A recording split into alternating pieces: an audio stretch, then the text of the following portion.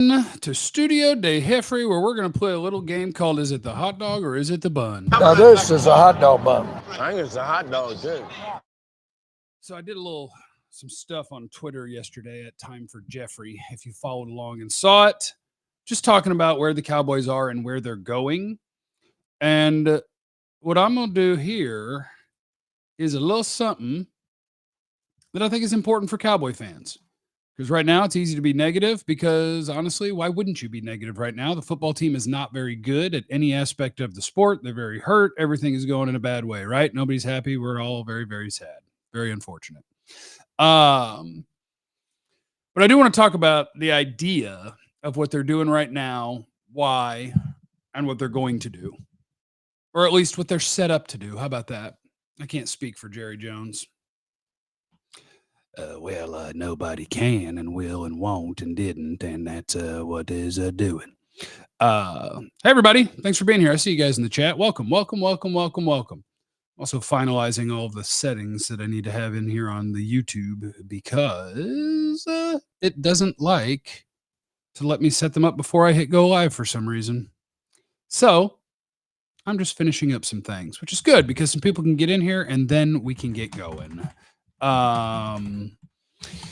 So yeah, Jerry Jones in the offseason went with his words of all in and, people ate it up. And he probably used that exact wording on purpose because people ate it up. And now you're staring down the barrel of what's actually happening in the Cowboy season. And there's not a lot to be optimistic about. And I think there actually is. We just have to understand what's really going on. And so we shall. Here's what we're going to do. We're going to look at where the Cowboys are and where they're going. Bam, bam, bam. Now everything's set up. Now I can actually focus on this. Here we go.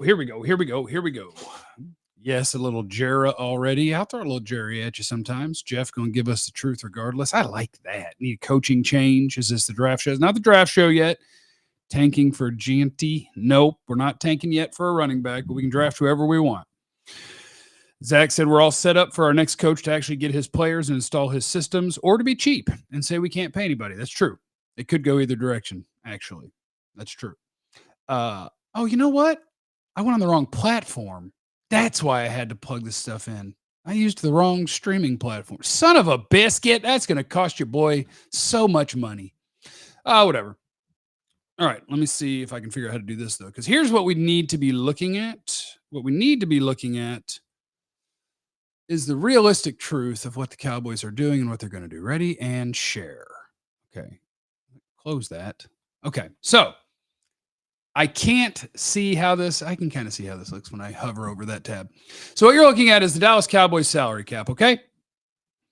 I don't want to beat you down too bad. I just want to draw something up for you, like the idea that, we can't pay Micah Parsons and Dak and CeeDee and blah, blah, blah, blah, blah, blah, blah, blah, blah, blah, blah, blah. It's all nonsense. So here's what I want to show you. Right this second, the Cowboys have $20,758,538 in cap space that they could use to take on players before the November 5th trade deadline to get better at football. They absolutely are not going to, despite the fact that it appears you can get functional starting receivers for swapping a 5th and 6th round pick, moving like 15 draft spots. That looks possible. They're not going to do it. Here's why. So you have almost $21 million in cap space right this second. When you don't spend it, guess where it goes? Boop, clicking over to 2025. It comes over to 2025. So they already have $29 million in cap space. We add the almost 21 to the 29. Now we have $50 million in cap space. But I hope you guys can see my cursor. You see these things that say void, void, void? DeMarcus Lawrence, Zach Martin, Brandon Cooks, right? They have years that exist on a contract when they're not actually under contract. It's a void year. So when their contract runs out at the end of this season, you're going to owe them this money, even though they're not going to be on the team. That is 9, 10, 11, and 7 is 18. Add the little extras there. It's almost 19 million. So basically, almost all of their carryover is now gone. We have about $30 million in cap space because we had to pay off guys who aren't going to be here, right? That sounds very negative. It's not very negative. It's just me telling you some things, setting things up, right? Cowboys, 2025, you have $30 million in cap space. Now, what I want to do is I want to click way down the road, okay? Way down the road. Here is 2028. Okay, what I want is 2029. Dak Prescott, CeeDee Lamb, year. They're not here. They're not under contract for this year, but this is sitting here. Void year, 2030. Void year, 31. Void year, 32. Void year, right? So you have 4 years where there are salary cap numbers that currently sit at 0. What are they doing there? Technically, CeeDee does have some money in 2029. But all of these years, you have these 2 guys that it says have contracts, but there's no dollar amounts in it, and they won't actually be under contract. What's going on back there? The answer is that is money to park, or that's areas to park money like these dollar amounts. Tank Lawrence, Zach Martin, Brandon Cooks. You're going to eat $20 million when they're not here because they were actually all in last year, not this year. So what they're doing is Dak Prescott, $90 million next year. Holy crap, that is a giant number. There's no way we could sign anybody, right? CeeDee Lamb, $35 million. There's no way we could sign anybody. Best thing about overthecap.com. Go here. What restructures are already built into those guys' contracts? Bam. Here you go. Dak Prescott. Oh, look. His number is going to come down by over $37 million. CeeDee's is going to come down by $20.5 million. So now that is 57 over 57.5, call it $58 million added to the 30 that we already had. So now we have $90 million that the Cowboys could spend because they're going to take a bunch of the giant cap numbers here and they're going to park them way back here, spread out over 5 years, right? That's what they're going to do. And then guess what they're going to do in 2025? The same, or in 2026, the same thing. Bam! Look at these gigantic numbers coming down. So this is what the Cowboys are setting up for. This is where we actually are, right? This is what they're setting up for. They're setting up for in 2024, they're going to do nothing. And Jerry Jones told us that. He said all in 11 times, but one time he said Dak's going to have to do more with less. Blah, blah, blah, blah, blah. And he meant it. They're not going to help this team. They are not going to. They may fire the head coach, but it doesn't matter. Like they were never going to fire him before this season because another thing about Jerry Jones, he is cheap compared to a lot of NFL owners. He is not going to pay 2 head coaches. Your favorite college team will pay $100 million to fire a coach and pay the next guy. Jerry Jones will pay $0 to a coach that's not coaching his team. So he could fire McCarthy in season, but whoever would replace him, he's already paying also, so it's not costing him extra money. Next year, you will have a new coaching staff, and you won't be paying a second coaching staff because Jerry ain't down for that game. But you will have a new coaching staff, and they will be inheriting the team that's going to eat this $20 million, push back a bunch of money, and be ready for the Cowboys' actual all-in window, which is, guess what? The 4 years that Dak and CeeDee are actually under contract. Their all-in time is going to be 2025, 2026, 2027, 2028, which coincidentally is the exact years that Dak Prescott and CeeDee Lamb are highly paid players that are under contract. Then in 2029, 2030, 31, 32, they have places that are already waiting to park the money that they're going to restructure contracts to bring down salary cap numbers, and they're just going to throw it back there. Now, it is the Cowboys. Their version of all-in could still be very different than a lot of other people's all-ins. Jeremy says cap doesn't exist. Cap is a lie. That's not true. I'm explaining the cap to you. The New Orleans Saints have buried themselves via the cap multiple times. You know what? I bet I can find it. Hold on. Saints salary cap. The Cowboys are one of the more conservative teams, but like the Saints, yeah, let me see if I can share this one for you. I just want to show you that you absolutely positively can bury yourself when you go all in real hard for too many years in a row. The New Orleans Saints on next year's cap are $62 million over the cap. The amount of restructuring they can do, you can save on Derek Carr. Like they can get under. They can get under to not really have much to play with. And they already in 2026, 2 years out, don't have much cap space. So it'll go up and you'll be able to get under the cap and survive. But the New Orleans Saints can't do much over the course of the next 2 years because they've already done the things that the Cowboys are gearing up to hopefully do. Your team, the Saints have done it to themselves twice. Drew Brees went 7-9 3 years in a row because their money caught up to them. And there was so many things sitting there that they were screwed. So it happens. So yes, the Cowboys are going to have over $100 million in cap space next year. I don't know. There's a chance that 2025 is another version of this one where they eat those monies. They don't do everything they can to kick the can, and the can kicks might be 2026, 27, 28. But the contracts that CeeDee and Dak have tell you the story of the Cowboys' actual plan. Jerry Jones told us, you're going to have to do more with less this year. They're not going to give up the cap space that they're holding on to for this year because they're going to use it to eat cans that they've already kicked, and then they will begin kicking more cans, which you can do. And you can do that forever. You can do that forever. What you can't do is kick every possible can and have it catch up to you at the same time or in the same 1 or 2 year window. That's what happened to the Saints multiple times. That's what happens to a lot of it'll happen to the Eagles in somewhere 2 to 4 years from now. Their can kicks are going to slap them directly in the mouth, and it's going to be tough.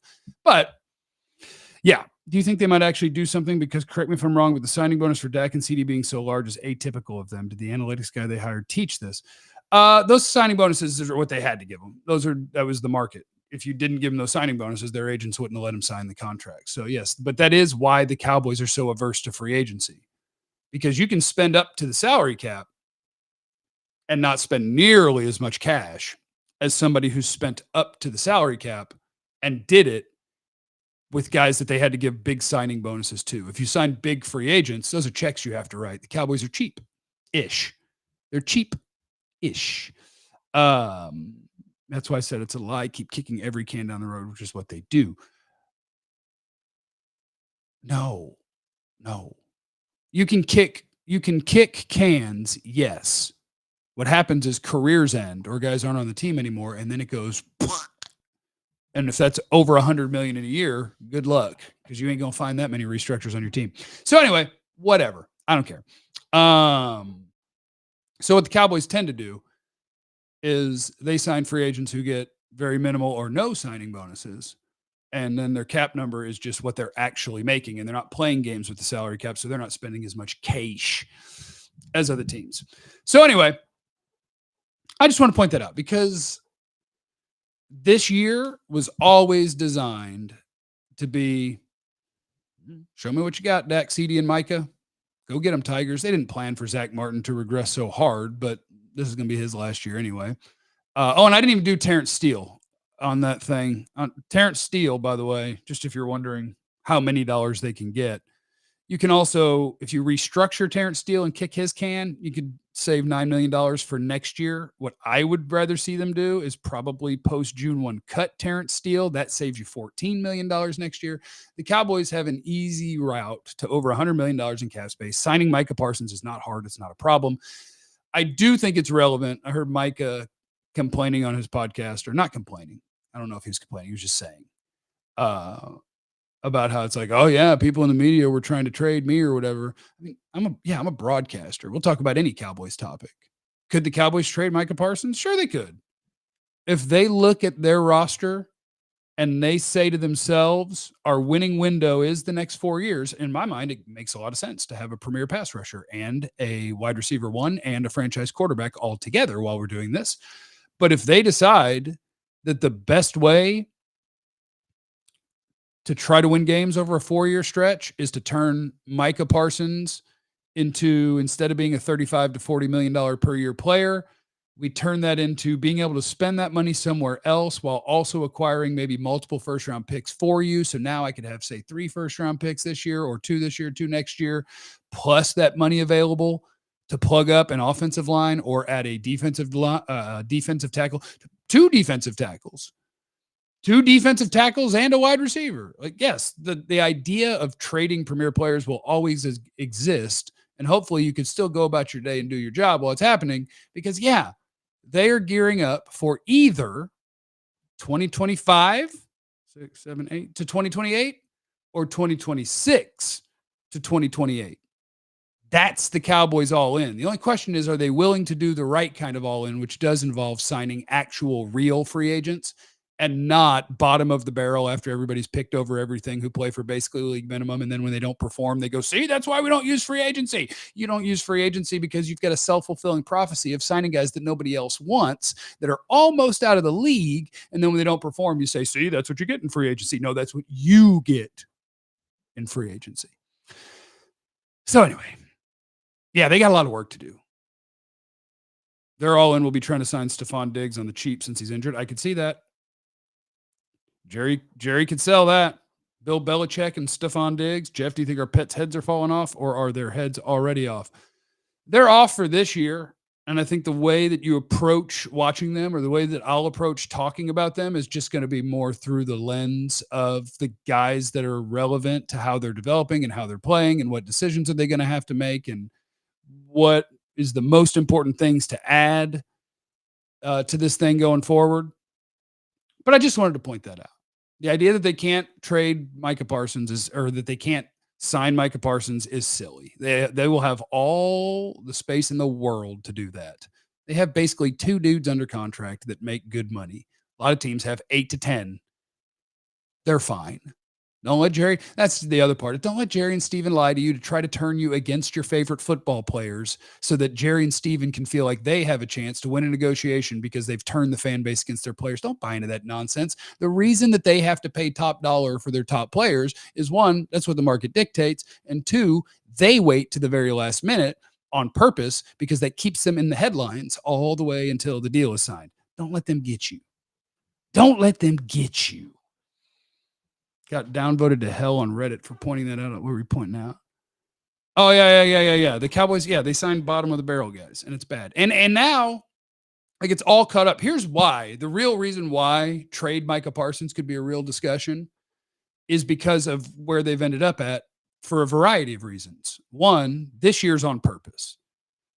But they're not having a lack of young talent on purpose. They've had 2 bad drafts in a row. That hurts.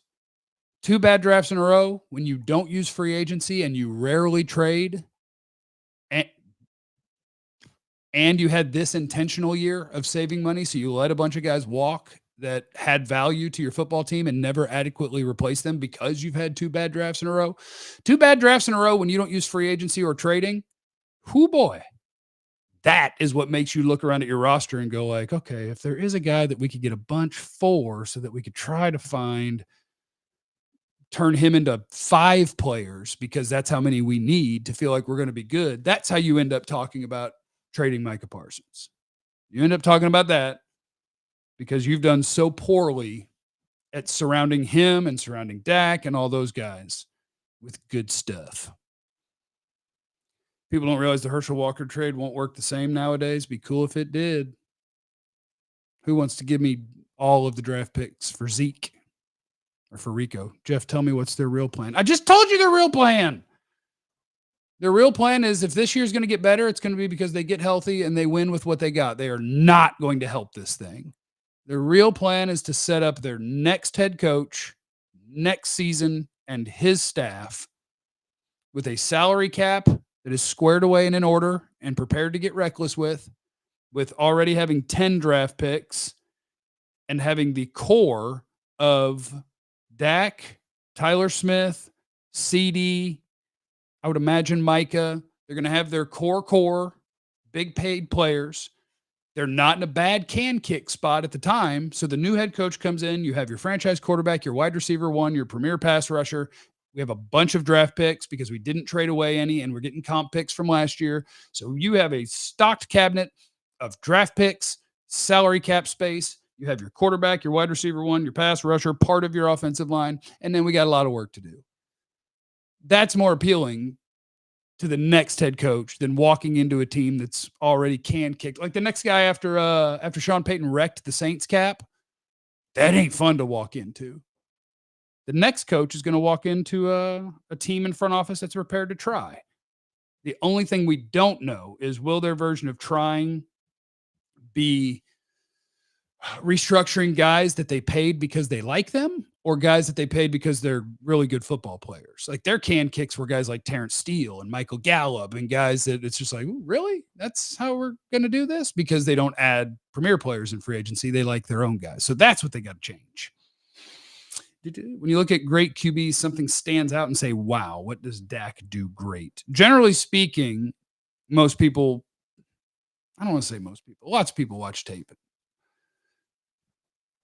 Football ball knowers would tell you that what Dak is really, really good at is recognizing defenses pre-snap, post-snap, and delivering an accurate football.